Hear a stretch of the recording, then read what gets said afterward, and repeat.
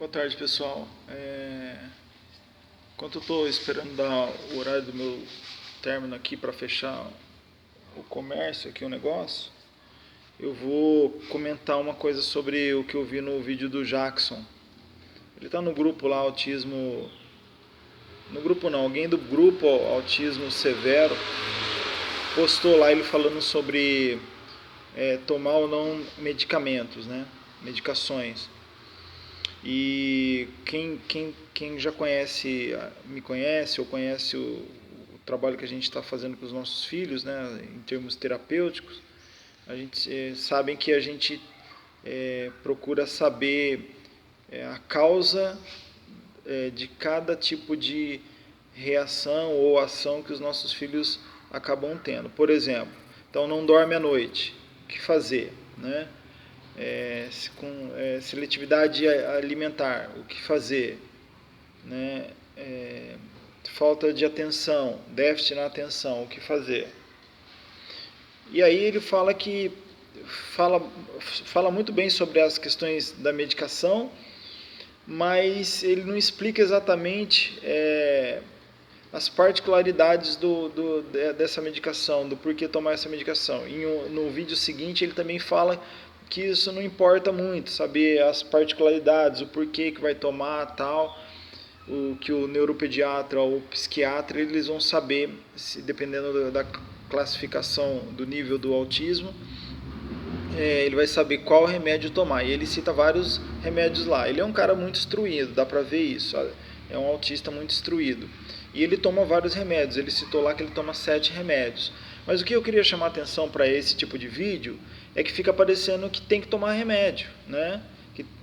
O neurologista e o psiquiatra vão avaliar. É um fato isso, eles têm que avaliar, mas não é porque eles vão avaliar e que ele vai dar um remédio que é o fim da linha esse, né? Porque a gente sabe que os remédios que tem hoje, eles têm composições que não atuam só naquilo que foi encontrado como necessidade a ser, entre aspas, corrigido,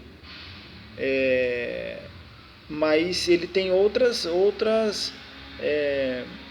componentes ali, outras substâncias que vão atuar em áreas diversas do organismo.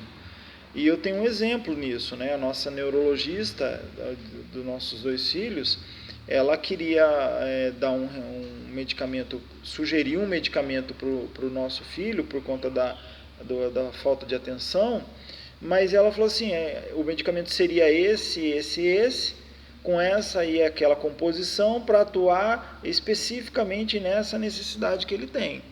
E não foi colocado assim, inclusive não é nenhum desses remédios que ele cita, né? Então o que eu quero falar com isso? Quero falar que precisa saber aonde que esse remédio, essa medicação vai atuar, em que momento que ela vai atuar no organismo do meu filho, vai atuar para que necessidade, para que déficit que ele tem. É isso que precisa ser avaliado, né? Então, assim, tem que ter uma investigação anterior a essa, como ele menciona lá, para saber quais são as comorbidades que o autista tem, quais são aquelas que estão como coassociadas, né? O quadro autístico que está coassociado ao autismo, né? E quais as comorbidades que estão estão acompanhando o autista, por exemplo, TDAH, TOD, etc. E outras coisas. Então precisa sim saber, peraí, para que eu vou dar esse medicamento? Vai atuar no quê? É um neurotransmissor para quê? Que vai atuar em que momento? Tem qual a substância? Porque esses remédios, na maioria deles, são antipsicóticos, né? Então, assim, vão esconder durante um período aquilo que precisa realmente ser mostrado. E aí, de repente, ser mostrado e ter uma intervenção, talvez, de forma terapêutica apenas, sem ser medicamentoso. Um outro fato que eu queria trazer aqui, que aconteceu com a gente, é que foi sugerido que medicamentos fossem dados a partir dos 6 ou 7 anos, né? Então, após a segunda poda neural, inclusive é uma outra coisa que eu acho que ele deveria ter comentado sobre quando fala sobre medicação, né? Parece que dar medicação é a solução de tudo.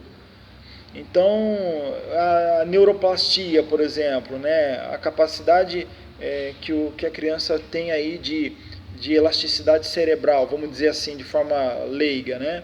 Então, esse tipo de coisa precisa ser considerado, né? Porque a preocupação de nós, eu tenho 2 filhos com autismo, a nossa preocupação é imediatamente querer solucionar os déficits dele. E aí, assim, nem sempre um déficit que ele tem é algo que vai ser resolvido com medicamento ou com terapia. Isso pode ser ao longo dos anos. Ou nem ser resolvido. Pode ser que aquilo lá é uma característica do autista e aquilo lá não perturba ele. Aquilo lá, na verdade, traz algum tipo de alívio. Por exemplo, estereotipia.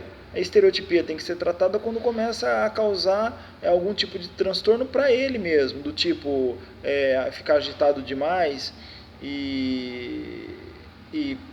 por exemplo, quem tem muito flap, de repente atrapalha num cinema, numa sala de aula. Aí sim tem que ser começado a trabalhar, mas não ser, às vezes nem ser eliminado, entende o que eu estou falando?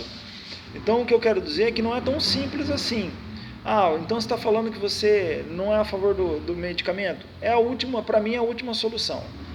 É isso que eu tenho visto. O meu filho, ele mordia, ele arranhava, ele batia, ele arrancava pedaço, jogava as coisas no chão, não dormia, e a gente não usou uma gota de remédio.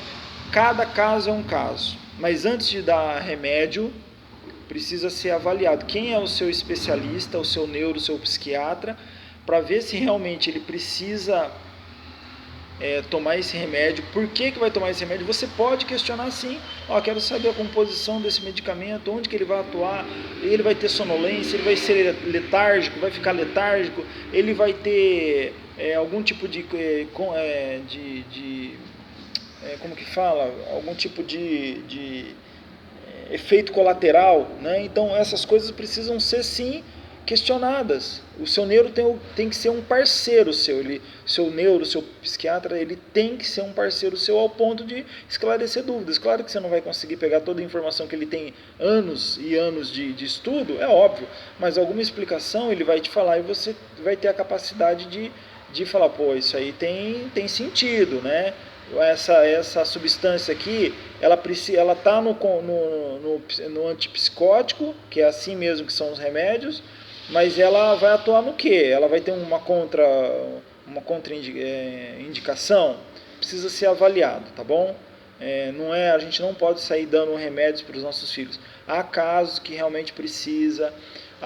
Até mesmo a nossa neuro, ela falou que depois de uma certa idade, quando ela passou a dar para o próprio filho, que ela também tem um filho dentro do TEA, ele teve um salto gigantesco de aprendizagem e de melhoria social.